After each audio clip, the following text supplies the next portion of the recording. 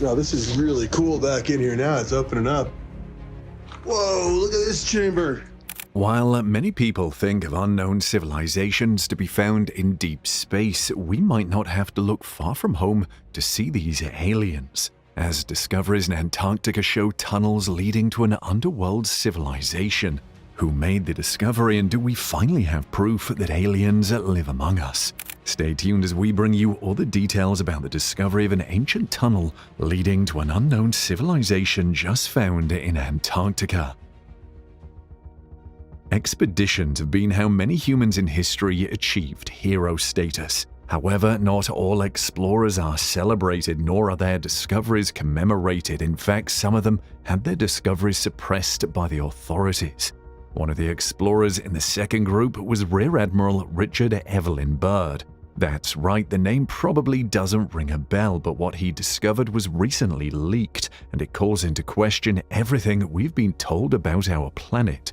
Rear Admiral Richard Evelyn Byrd Jr. was a naval commander and explorer from the United States. He was a pioneering American pilot, polar explorer, and polar logistics organizer who received the Medal of Honor, the highest honor for valor bestowed by the United States. Byrd's Arctic career began in 1924 when he led a small naval aviation unit on Commander D.B. McMillan's Arctic expedition to western Greenland from Etah. Byrd's desire to fly over the North Pole sprang from his experience flying over sea ice and glaciers in western Greenland.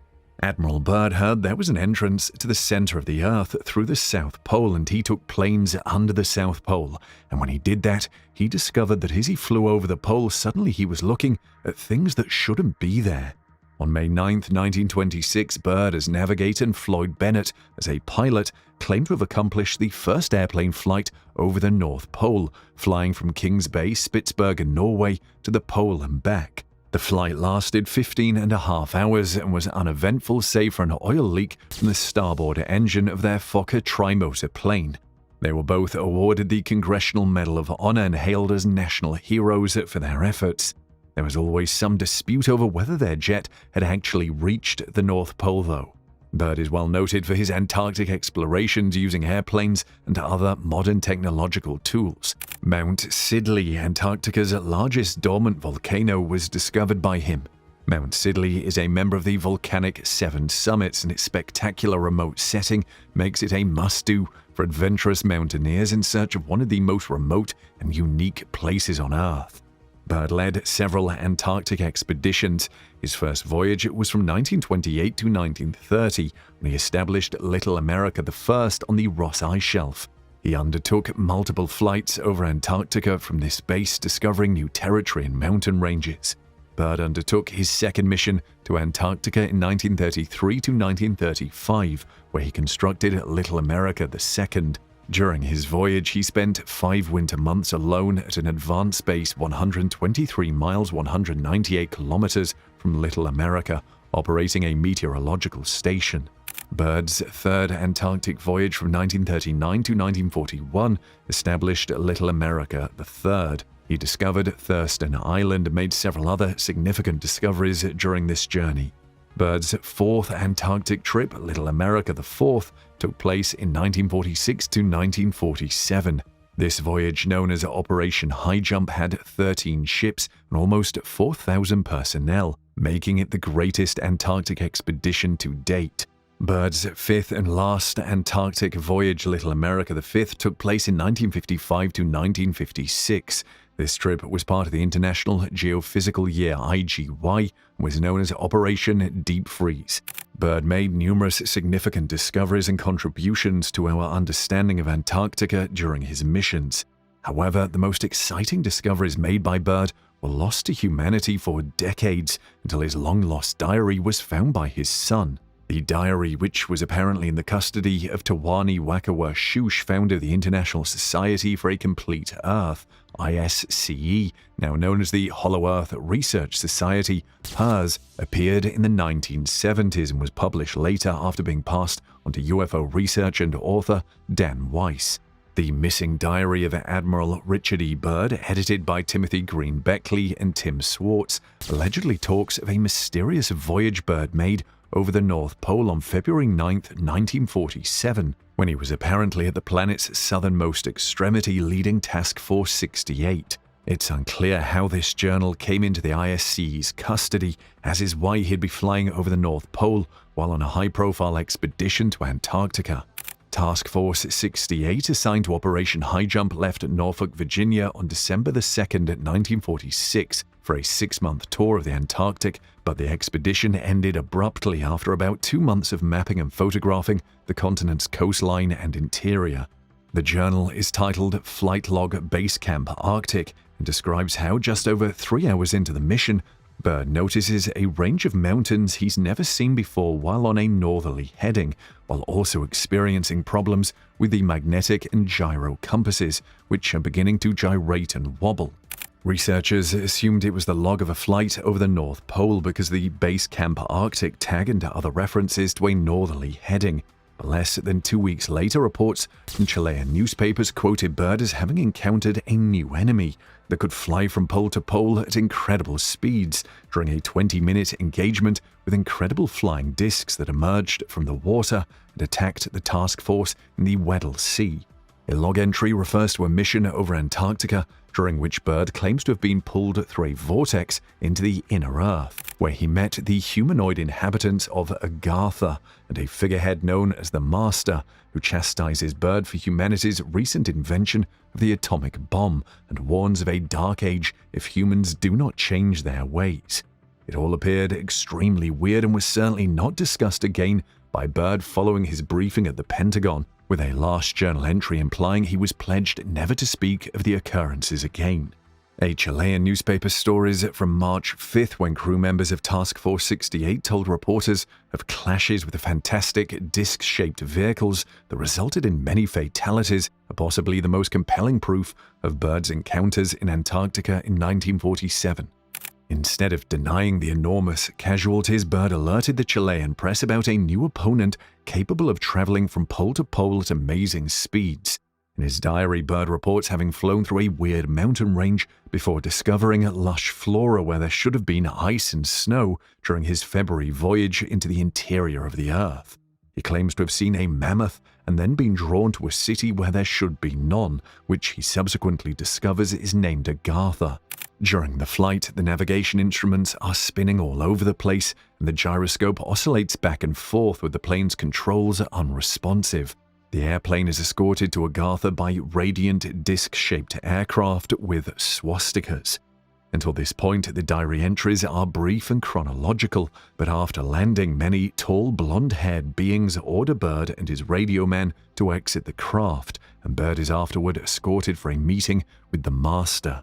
The subsequent entries are Byrd's recollections of the events. He is informed that he is in the Ariane domain, the interior world of the Earth, and that his task will not be delayed for long.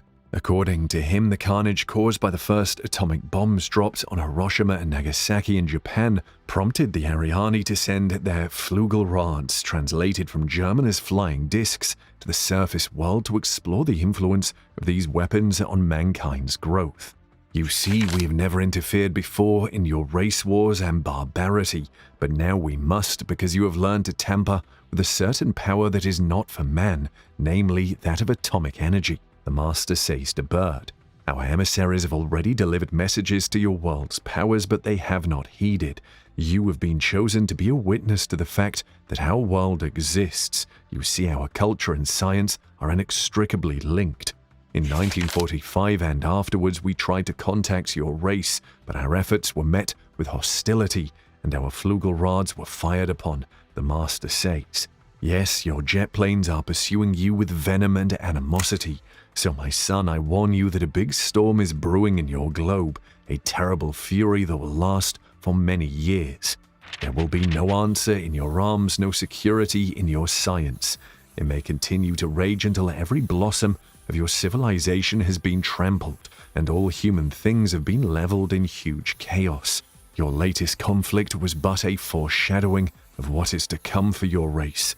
The Master then instructs Byrd to return to Earth with a message for humanity.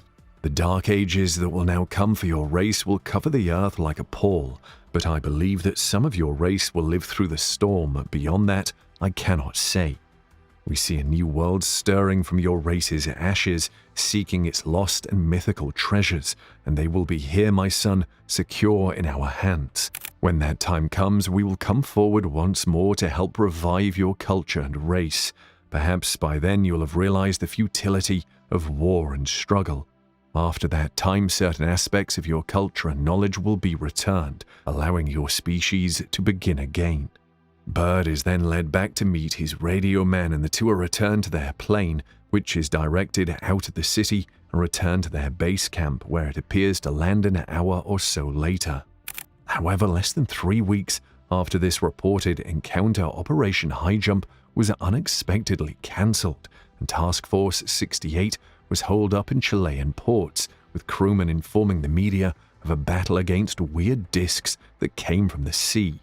After his Pentagon debriefing on March 11th, Bird was silenced and nothing more was heard from the master.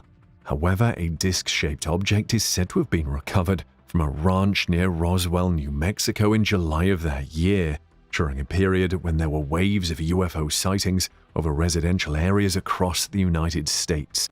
Many have speculated that Operation High Jump was a reaction to a purported Nazi colony called Neuschwabenland that Adolf Hitler had created in Antarctica during World War II, with the Führer himself perhaps escaping there. Author of World Top Secret, Our Earth is Hollow, author Rodney Clough claimed Bird reached the Hollow Earth for the first time in 1927 through an entrance in the North Pole and returned 2 years later through apertures in both poles. He is said to have flown halfway through the South Pole, opening as part of the Operation High Jump operation in 1946, before being taken back into the inner Earth by a search expedition for German World War II refugees in February 1947. Genesis for the space race author John Leith goes on to claim that the task force was then turned away from the continent after Bird allegedly fired upon the disc-shaped craft. Now, a lot of questions exist, foremost among which is why was Bird silenced and not allowed to freely talk about his encounter? How could the knowledge of his encounter have helped or shaped humanity if he had not been gagged? And was the spate of UFO encounters around that period in any way connected to this encounter? What is not in doubt is the popularity of UFO sightings in Antarctica, with prominent UFO hunters reporting sightings. The latest finding, according to Scott Waring of ET Database, demonstrates that aliens have been on Earth for hundreds or possibly thousands of years. He claimed to have discovered the photograph of the suspected alien UFO while using Google Maps. Waring chose to virtually tour Antarctica using the application. He came upon an object that was partially buried beneath snow and ice while touring the area. Waring noticed that the item resembled an alien vessel upon closer inspection. According to the photographs, the object has a metallic-like body with a triangular shape. It also has a hump in the middle. However, what many may be hearing for the first time is the Hollow Earth theory. The concept of subterranean worlds has existed since ancient times, and it became entwined with the concept of places such as Greek Hades, the Nordic Svartalfheim, the Jewish Sheol, and the Christian Hell. Plato is often regarded as the first thinker of Hollow Earth. In 1692, Edmund Halley proposed the Earth as a hollow shell 500 miles or 800 kilometers thick, with two inner concentric shells and an innermost core, the diameters of Venus, Mars, and Mercury. These shells are separated by atmospheres, and each shell has its own magnetic poles. These spheres rotate at varying rates. Halley developed this approach to explain unusual compass readings. He saw the atmosphere inside as brilliant and possibly inhabited, and hypothesized that the aurora borealis was generated by escaping gas. De Camp and Ley suggest in their book Lands Beyond that Leonard Euler presented a hollow Earth concept, eliminating numerous shells and positing an inside sun 600 miles or 1,000 kilometers broad to supply light to advanced inner Earth civilization. However, we know that Euler, on the other hand, also described a thought experiment with an obviously solid Earth in his letters to a German princess. De Camp and Ley also say that Sir John Leslie elaborated on Euler's notion, naming two center suns, Pluto and Proserpine, unrelated to the dwarf planet Pluto, which was discovered and named later. Leslie does propose a hollow Earth in his 1829 Elements of Natural Philosophy, but no internal suns are mentioned. And in 1818, John Cleves Sims Jr. proposed that the Earth had a hollow shell, 800 miles or 1,300 kilometers thick, with apertures 1,400 miles or 2,300 kilometers broad at both poles, and 4 inner shells, each open at the poles. Sims was the most well-known of the early Hollow Earth advocates. Thanks to the efforts of one of his supporters, James McBride, he really advocated conducting a trip to the North Pole hole, but the new president of the United States, Andrew Jackson, cancelled the plan. Sims died in 1829. Jeremiah Reynolds, another devotee, held lectures on the Hollow Earth and urged for an expedition. After Sims' death, he eventually stopped talking about a Hollow Earth. Reynolds proceeded on his own journey to Antarctica but did not participate in the Great United States Exploring Journey of 1838 to 1842, despite the fact that his agitation caused the expedition to be cancelled. He didn't go because he had insulted too many people with his request for such a trip. William Reed, an early 20th century proponent of a Hollow Earth, published Phantom of the Poles in 1906. He proposed a Hollow Earth, but one without inside shells or inner suns. Marshall Gardner published A Journey to the Earth's Interior in 1913, with an enlarged edition published in 1920. He inserted an inner sun inside the Hollow Earth. He even developed and copyrighted a working model of the Hollow Earth. Gardner made no mention of Reed, although he did criticize Sims' beliefs. At the same time, Vladimir Obruchev published the fiction novel Plutonia, in which the Hollow Earth's interior was inhabited by prehistoric creatures and had one inner or central sun. A hole in the Arctic connected the interior to the surface. Others have hypothesized that esoteric wisdom's ascended masters live in subterranean tunnels or a hollow earth. Antarctica, the North Pole, Tibet, Peru, and Mount Shasta in California, the USA, have all been proposed as gateways to a subterranean world known as Agartha, with some even supporting the claim that UFOs have a home in these areas. The Hollow Earth, a book reportedly written by Dr. Raymond Bernard and published in 1969, demonstrates this concept. The book repeats Reed and Gardner's concepts while ignoring Sims. Bernard also adds his own theories, such as UFOs coming from the inside, the Ring Nebula proving the existence of hollow planets, and so on. The pseudonym Bernard was used by Walter Siegmeister, according to an essay by Martin Gardner, but the complete story of Bernard Siegmeister emerged in 1989 with Walter Kaftan Minkel's Subterranean Worlds, 100,000 Years of Dragons, Dwarfs, the Dead, Lost Races, and UFOs from Inside the Earth. Amazing Stories, a pulp science fiction magazine, marketed one such theory as the Shaver Mystery from 1945 until 1949. Ray Palmer, the magazine's editor, published a series of stories by Richard Sharp. Shaver allegedly stated it as factual, although being presented in the context of fiction. Shaver stated that a superior prehistoric species established a honeycomb of caves in the earth, and that its degenerate offspring, known as Dero, still live below, tormenting those of us who live on the surface with the marvelous technology abandoned by the ancient races. Shaver cited voices that allegedly came from no explainable source as one feature of this anguish, and thousands of people came in to say they too had heard the demonic whispers from within the earth. And instead of claiming that people dwell on the outside surface of a hollow globe known as a convex hollow earth theory, some suggest that our cosmos exists within a hollow world known as a concave hollow earth theory. According to this viewpoint, the Earth's surface may resemble the internal shell of a Dyson sphere. In 1869, Cyrus Teed, a doctor from upstate New York, hypothesized a concave hollow Earth dubbed cellular cosmogony. Teed developed the Futureunity cult based on this concept, which he dubbed Futureunity.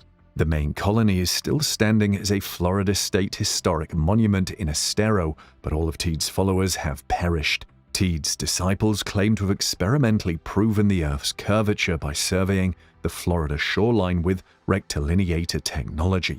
And several 20th century German writers supported the Hollow Earth theory, including Peter Bender, Johannes Lang, Karl Neupert, and Fritz Braun. Stories have also circulated, however without historical verification, that Hitler was influenced by concave hollow earth notions and launched an expedition to spy on the British Navy by aiming cameras up into the sky. Mustafa Abdul-Qadir, an Egyptian mathematician, wrote many scientific publications outlining a precise mapping of the concave Earth model. Martin Gardner proposes that light beams move in circular routes, slowing as they approach the center of the spherical star-filled cavern. In commonly accepted scientific cosmology, no energy can reach the cavern's center, which corresponds to no point a finite distance away from Earth. Gardner claims that a drill would lengthen as it moved out from the cavern, finally passing through the point at infinity that corresponds to the center of the Earth in widely accepted scientific cosmology. No experiment, it is said, can tell the difference between the two cosmologies. Most mathematicians believe that an inside-out universe with properly adjusted physical laws is empirically irrefutable, writes Martin Gardner.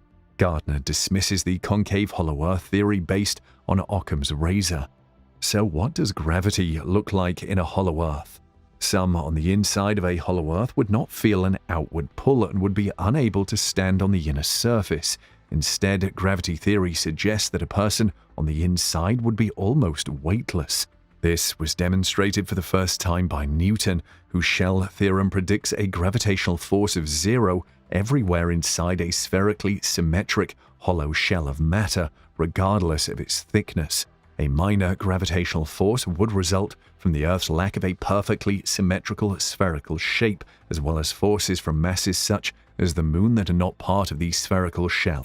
And the centrifugal force generated by the Earth's rotation would pull a person on the inner surface outwards, although even at the equator this is only 1/300th of normal Earth gravity. Also, if the Earth were mostly hollow but made of the same materials, it would have considerably less mass and gravity on the outer surface would be much lower.